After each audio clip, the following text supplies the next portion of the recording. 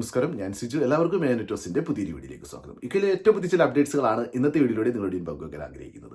ഞാൻ കഴിഞ്ഞ ദിവസം പറഞ്ഞിരുന്നല്ലോ, ജൂലൈ 17-ാം തീയതി ബുധനാഴ്ചയാണ് ചാൾസ് രാജാവ് യുകെയിലേക്കുള്ള നയപ്രഖ്യാപന പ്രസംഗം നടത്തുന്നതെന്ന്. അന്നേരം ഇന്ന് അദ്ദേഹം നയപ്രഖ്യാപന പ്രസംഗം നടത്തിയിരിക്കുകയാണ്. അന്നേരം ലേബറിന്റെ നേതൃത്വത്തിലുള്ള മന്ത്രിസഭ ഈ വർഷം കൊണ്ടുവരാൻ പോകുന്ന പുതിയ പദ്ധതികളെക്കുറിച്ചുള്ള ഒരു പ്രഖ്യാപനമായിരുന്നു അതിലൂടെ നമ്മൾ പ്രതീക്ഷിച്ചിരുന്നു. അന്നേരം നമ്മൾ അതിൽ ഏറ്റവും പ്രതീക്ഷയോടെ നമ്മൾ കാത്തിരുന്നത് ഇമിഗ്രേഷനുമായിട്ട് ബന്ധപ്പെട്ട നിയമങ്ങളിൽ എന്തെങ്കിലും മാറ്റങ്ങൾ വരുത്തുമോ എന്നുള്ളതാണ്. അതായത് കൺസർവേറ്റീവിന്റെ നേതൃത്വത്തിലുള്ള മന്ത്രിസഭ കുറച്ചധികം ഇമിഗ്രേഷൻ നിയമങ്ങളിൽ മാറ്റങ്ങൾ വരുത്തിയിരുന്നു. അവർ സീനിയർ കെയറിനെയും കെയർ വിസയും ഷോർട്ടേജ് ഒക്യുപ്പേഷൻ ലിസ്റ്റിൽ ഉൾപ്പെടുത്തി. അങ്ങനെ ഒരുപാട് പേർക്ക് യുകെയിലേക്ക് വരാൻ സാധിച്ചു. അതുകൂടാതെ പോസ്റ്റ് സ്റ്റഡി വർക്ക് വിസ കൊണ്ടുവന്നു. അതുകൊണ്ട് സ്റ്റുഡൻസിന് ധാരാളം പേർക്ക് യുകെയിലേക്ക് വരാൻ സാധിച്ചു.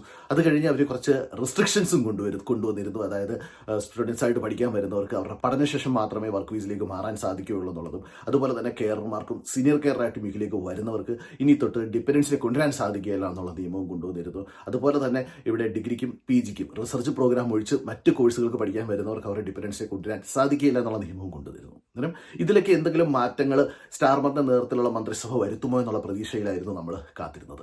പക്ഷേ ഇന്നത്തെ നയപ്രഖ്യാപന പ്രസംഗത്തിൽ ഇമിഗ്രേഷനുമായിട്ട് ബന്ധപ്പെട്ട് പ്രത്യേകിച്ച് പുതിയ ഒരു മാറ്റങ്ങളും പ്രഖ്യാപിച്ചിട്ടില്ല. ഇന്ന് അവരാകെ പ്രഖ്യാപിച്ചിട്ടുള്ളത് ഇമിഗ്രേഷനുമായിട്ട് ബന്ധപ്പെട്ടുള്ള കാര്യം എന്ന് പറഞ്ഞു കഴിഞ്ഞാൽ ഒരു border security asylum and immigration bill പാസ്സാക്കിയിട്ടുണ്ട്. അന്നേരം ഈ ബില്ലിന്റെ പ്രധാനപ്പെട്ട ലക്ഷ്യം എന്ന് പറഞ്ഞു കഴിഞ്ഞാൽ യുകെയിലേക്ക് അനധികൃത കുടിയേറ്റം നടത്തുന്നവരെ തടയുന്നതിന് വേണ്ടി പോലീസിന് കൂടുതൽ പവർ കൊടുക്കുകയും പുതിയൊരു കമാൻഡ് രൂപീകരിക്കുകയും ചെയ്യുമെന്നാണ് പറഞ്ഞിരിക്കുന്നത്. അന്നേരം ഇങ്ങനെ യുകെയിലേക്ക് ആൾക്കാരെ സ്മഗിൾ ചെയ്യുന്ന ഗ്യാങ്സിനെ നേരിടുന്നതിന് വേണ്ടി ഇവിടുത്തെ പോലീസിന് കൗണ്ടർ ടെറർ പവേഴ്സ് നൽകുമെന്നാണ് ഇപ്പോൾ പറഞ്ഞിരിക്കുന്നത്. അത് നല്ലൊരു കാര്യം തന്നെയാണ്. രണ്ടാമത്, ഇപ്പോൾ ലേബർ ഭരണത്തിൽ വരുമ്പോൾ നമ്മൾ പ്രതീക്ഷിച്ചിരുന്നത് അവർ ഇമിഗ്രേഷനിൽ എന്തെങ്കിലും കുറയ്ക്കാൻ വേണ്ടിയുള്ള മാറ്റങ്ങൾ വരുത്തുമെന്ന് പ്രതീക്ഷിച്ചിരുന്നു. പക്ഷേ ഇപ്പോൾ അവർ ഇമിഗ്രേഷൻ, അതായത് യുകെയിലേക്ക് സ്കിൽഡ് വർക്കേഴ്സ് ആയിട്ട് വരുന്നവരുടെ എണ്ണത്തിൽ ഇപ്പോൾ ഒരു കുറവും വരുത്തണ്ട എന്നുള്ളതാണ് ഇതുവരെ അവർ തീരുമാനിച്ചിരിക്കുന്നത്. അതിനുവേണ്ടി അവർ പ്ലാൻ ചെയ്തിരിക്കുന്നത് അടുത്ത വർഷത്തെ സെക്കൻഡ് സെഷനിലോട് കൂടി അതിനുവേണ്ടിയുള്ള ഒരു നിയമം കൊണ്ടുവരാമെന്നാണ് അവർ പറയുന്നത്. ഇപ്പോൾ ഇന്ന് അതുമായിട്ട് ബന്ധപ്പെട്ട് ഒരു നിയമവും വന്നിട്ടില്ല.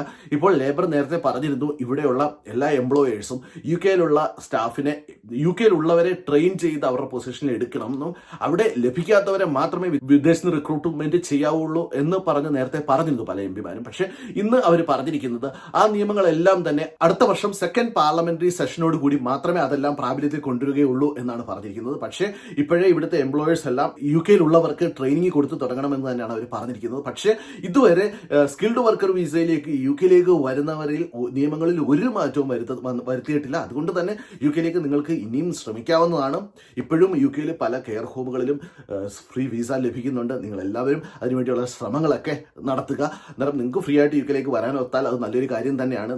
അതുപോലെ തന്നെ സ്കിൽഡ് വർക്കർ വിസയിൽ മറ്റു ഒരുപാട് പൊസിഷനുകളിലേക്കൊക്കെ വേക്കൻസികളുണ്ട്. നിങ്ങൾ അപ്ലൈ ചെയ്തുകൊണ്ടിരിക്കുക. നിങ്ങൾക്ക് ഭാഗ്യമുണ്ടെങ്കിൽ യുകെയിലേക്ക് വരാനുള്ള ഒരു അവസരം ലഭിക്കുന്നതാണ്. അടുത്തൊരു പ്രധാനപ്പെട്ട നേട്ടം നമ്മൾ യുകെയിലേക്ക് ജോലി ചെയ്യാൻ വരുന്നവർക്ക് ഇന്നത്തെ ഈ ഒരു പ്രഖ്യാപനത്തിലൂടെ വന്നിരിക്കുന്നത്, ഇവിടെയുള്ള അൺഫെയർ ഡിസ്മിസൽസ്, അതായത് പ്രത്യേകിച്ച് കാര്യമൊന്നുമില്ലാതെ ആൾക്കാരെ ഡിസ്മിസ് ചെയ്യുന്ന പ്രവണത എംപ്ലോയേഴ്സ് കുറയ്ക്കാൻ വേണ്ടിയുള്ള ഒരു ബില്ല് അവർ കൊണ്ടുവരുമെന്ന് പറഞ്ഞിട്ടുണ്ട്.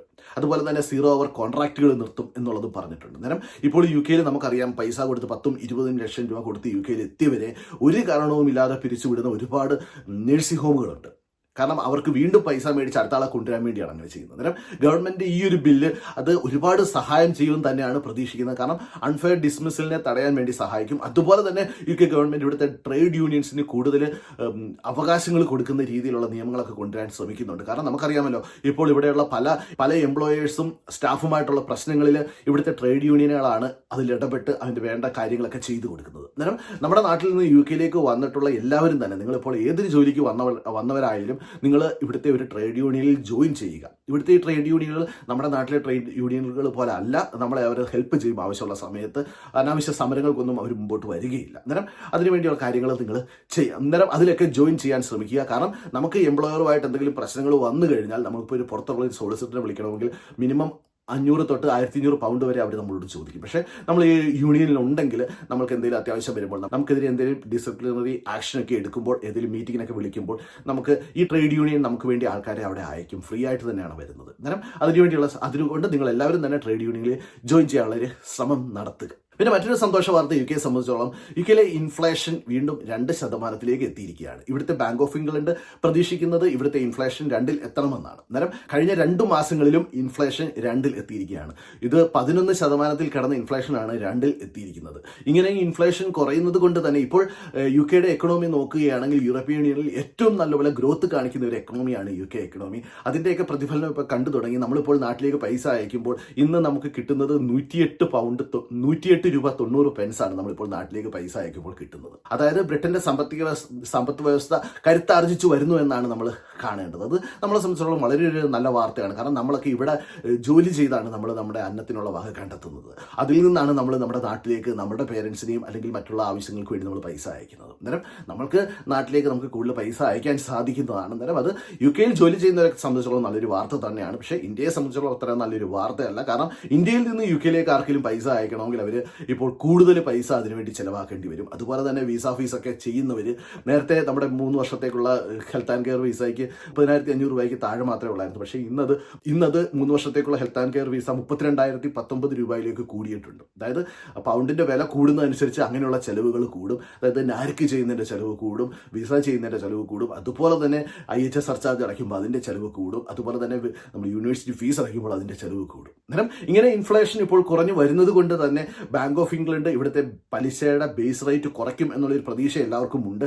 അടുത്തത് ഓഗസ്റ്റ് 1 തീയതിയാണ് അടുത്ത അവരുടെ ബാങ്ക് ഓഫ് ഇംഗ്ലണ്ടിന്റെ മീറ്റിംഗ്. ആ മീറ്റിംഗിൽ അവർ കുറയ്ക്കുമോ ഇല്ലയോ നമുക്ക് അറിയില്ല. അത് കുറച്ച് കഴിഞ്ഞാൽ അതിന്റെ ബെനിഫിറ്റ്സ് നമുക്ക് എല്ലാവർക്കും ഡയറക്റ്റ് തന്നെ ലഭിക്കുന്നതായിരിക്കും. മറ്റൊരു ദുഃഖകരമായ വാർത്ത എന്ന് പറഞ്ഞു കഴിഞ്ഞാൽ റിലയൻസ് പേഴ്സണൽ എന്നൊരു കെയർ ഹോം ഏജൻസിയുടെ ലൈസൻസ് നഷ്ടപ്പെട്ടിരിക്കുകയാണ്. അന്നേരം ഇതിനകത്ത് ഏറ്റവും വലിയ ബുദ്ധിമുട്ടെന്ന് പറഞ്ഞു കഴിഞ്ഞാൽ ഇവിടെ ഏകദേശം 150ഓളം പേരാണ് വിദേശ രാജ്യങ്ങളിൽ നിന്ന് സ്പോൺസർഷിപ്പോട് കൂടി വന്നത്. അന്നേരം ഈ സ്ഥാപനം തെറ്റായ വിവരങ്ങൾ ഹോം ഓഫീസിനെ ധരിപ്പിച്ചായിരുന്നു അത്രയും COSകൾ അവർ നേടിയെടുത്തിരുന്നത്. അത്രയും COS നേടിയെടുത്ത് ആ COSകളെല്ലാം തന്നെ 10-20 ലക്ഷം രൂപയ്ക്ക് ആൾക്കാർക്ക് കൊടുത്താണ് അവർ ആ സ്റ്റാഫിനെ കൊണ്ടുവന്നത്. അന്നേരം നമ്മുടെ നാട്ടിലുള്ള ഏജൻസികളൊക്കെ 10-20 ലക്ഷം രൂപ മേടിച്ച് ഈ ഏജൻസിയിലേക്ക് സ്റ്റാഫിനെ കൊണ്ടുവന്നിട്ടുണ്ട്. അന്നേരം ഇപ്പോൾ ഹോം ഓഫീസിന്റെ റെയ്ഡ് അവിടെ നടക്കുകയും അവർ ഈ തെറ്റായിട്ടുള്ള ഇൻഫർമേഷനാണ് കൊടുത്തതെന്ന് കണ്ടെത്തുകയും ചെയ്തതിന്റെ ഫലമായിട്ട് ആ കെയർ ഹോം ഏജൻസിയുടെ ലൈസൻസ് നഷ്ടപ്പെട്ടിരിക്കുകയാണ്. നമുക്കറിയാമല്ലോ, ഈ ലൈസൻസ് നഷ്ടപ്പെടുമ്പോൾ അവിടെ ജോലി ചെയ്യുന്ന എല്ലാവർക്കും തന്നെ നോട്ടീസ് വരും ഹോം ഓഫീസിൽ നിന്ന്. നിങ്ങൾക്ക് 60 ഡേയ്സിനുള്ളിൽ മറ്റൊരു എംപ്ലോയറെ കണ്ടെത്തണം, അല്ലെങ്കിൽ തിരിച്ചു പോകണമെന്ന് പറഞ്ഞു. അന്നേരം അവിടെ എത്തിയ 150ഓളം പേര് ഇപ്പോൾ പുതിയൊരു ജോലിക്ക് വേണ്ടിയുള്ള ശ്രമത്തിലാണ്. കാരണം അല്ലെങ്കിൽ അവർക്ക് നല്ലൊരു ജോലി കണ്ടെത്താൻ സാധിച്ചില്ലെങ്കിൽ അവർ തിരിച്ച് നാട്ടിലേക്ക് പോകേണ്ടി വരും. അന്നേരം നിങ്ങളൊക്കെ നാട്ടിൽ നിന്നായാലും യു കെയിൽ നിന്നായാലും നിങ്ങളൊരു എംപ്ലോയറെ തിരഞ്ഞെടുക്കുമ്പോൾ, പ്രത്യേകിച്ച് നിങ്ങൾ 10-20 ലക്ഷം രൂപ കൊടുത്തൊരു എംപ്ലോയറെ തിരഞ്ഞെടുക്കുമ്പോൾ ആ എംപ്ലോയർ 100% ജെന്യുവിൻ ആണെന്നുള്ളത് അന്വേഷിച്ചിട്ട് മാത്രം വരിക. പ്രത്യേകിച്ച് ഡൊമിസിലറി കെയറിലേക്കൊക്കെ വരാതിരിക്കാനുള്ള ശ്രമം നടത്തുക. അതല്ല മറ്റു മാർഗ്ഗമൊന്നും ഇല്ലെങ്കിൽ മാത്രമേ ഡൊമിസിലറി കെയറിൽ വരാവുള്ളൂ. അല്ലെങ്കിൽ നിങ്ങൾ ഏതെങ്കിലും നഴ്സിംഗ് ഹോമുകളിലേക്ക് വരാൻ ശ്രമിക്കുക. നമ്മളിപ്പോൾ ഡൊമിസിലറി വെച്ച് കമ്പയർ ചെയ്യുമ്പോൾ നഴ്സിംഗ് ഹോമിലൊക്കെ കുറച്ചുകൂടെ നമുക്ക് വിശ്വസിക്കാൻ സാധിക്കുന്നതാണ്. പ്രത്യേകിച്ച് ഡൊമിസിലറി കെയറുകളുടെ എല്ലാം ലൈസൻസുകൾ ഇപ്പോൾ നഷ്ടപ്പെട്ടുകൊണ്ടിരിക്കുകയാണ്. അന്നേരം യു കെയിലുള്ളവരും നിങ്ങൾ ഡൊമിസിലറി കെയറിലാണ് വർക്ക് ചെയ്യുന്നെങ്കിൽ എപ്പോഴും പെട്ടെന്ന് തന്നെ നല്ല ഡൊമിസിലറി കെയർ അല്ലെങ്കിൽ പെട്ടെന്ന് തന്നെ മറ്റൊരു വിസയിലേക്ക് മാറാനുള്ള ശ്രമം നടത്തുക. അങ്ങനെ വിസയിലേക്ക് മാറാൻ ശ്രമിക്കുമ്പോൾ നിങ്ങൾക്ക് തരുന്ന COSകളൊക്കെ ജെന്യുവിൻ ആണെന്ന് ഉറപ്പുവരുത്തിയിട്ട് മാത്രം വിസ ആപ്ലിക്കേഷൻ കൊടുക്കാൻ ശ്രമിക്കുക. അന്നേരം ഇപ്പോൾ ഇവിടുത്തെ ഏറ്റവും വലിയ ബുദ്ധിമുട്ടെന്ന് പറഞ്ഞു കഴിഞ്ഞാൽ അവർ പലരും ആ 150 പേരിൽ 100ഓളം പേര് അവർ വന്നത് ഫാമിലി ആയിട്ടാണ് വന്നിരിക്കുന്നത്. അവരുടെ മക്കളൊക്കെ ഇവിടെ പഠിച്ചു തുടങ്ങിയിട്ടുണ്ട്. അന്നേരം അവർക്ക് ഇനിയൊരു വിസ കിട്ടിയില്ലെങ്കിൽ അവർ തിരിച്ച് നാട്ടിലേക്ക് പോകേണ്ടി വരുന്ന വിഷമകരമായ ഒരു അവസ്ഥയാണ്. അന്നേരം നിങ്ങളെല്ലാവരും ശ്രദ്ധിച്ച കാര്യങ്ങൾ ചെയ്യുക. അപ്പോൾ നിങ്ങൾക്ക് എല്ലാവർക്കും ഈ വീഡിയോ പ്രയോജനപ്പെടുത്തി ഞാൻ പ്രതീക്ഷിക്കുന്നു. നിങ്ങൾക്ക് ഈ വീഡിയോ ഇഷ്ടപ്പെട്ടെങ്കിൽ നിങ്ങളുടെ ഫ്രണ്ട്സിന് ഷെയർ ചെയ്യുക. അതോടൊപ്പം തന്നെ നിങ്ങളുടെ അഭിപ്രായങ്ങളും നിർദ്ദേശങ്ങളും കമൻറ്റ് ചെയ്യുക. അപ്പോൾ മറ്റു വീഡിയോയിൽ കാണുന്നവരെ എല്ലാവർക്കും നന്ദി, നമസ്കാരം.